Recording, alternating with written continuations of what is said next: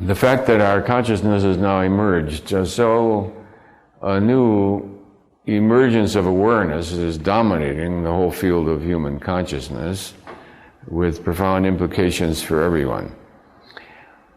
All right, so 200 then denotes a difference between, and again, it is not a level of opposites.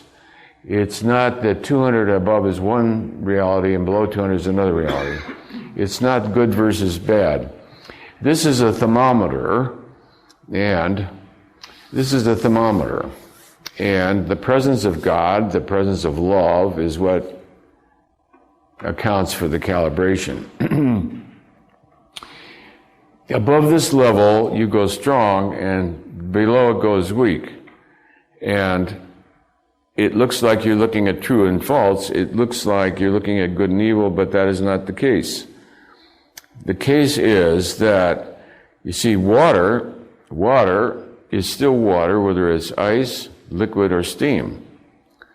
The only thing that changes there is temperature. Above this temperature, you got over 212, it changes its quality.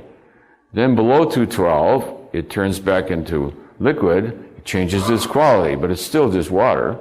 Then at 32 degrees Fahrenheit, it changes its quality and turns into a solid.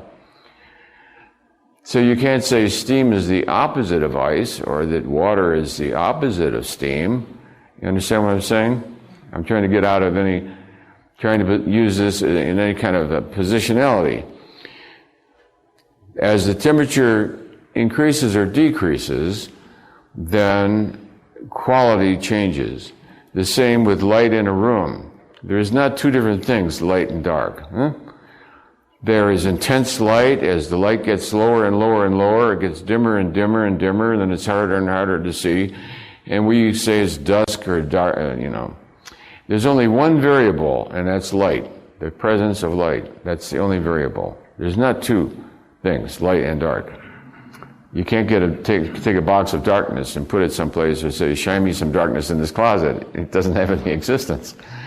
The only reality then is light, and light is either present or not present, and it's present to varying degrees. So the analogy is that the love of God is like the light, and up here the love of God is quite intense, and down here it diminishes and becomes progressively darker.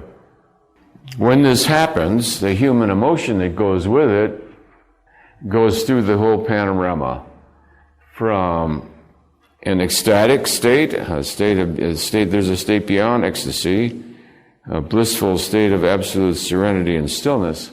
As the calibrated levels come down, you see the shift of emotions. And below 200, we notice that these emotions are classically negative and painful.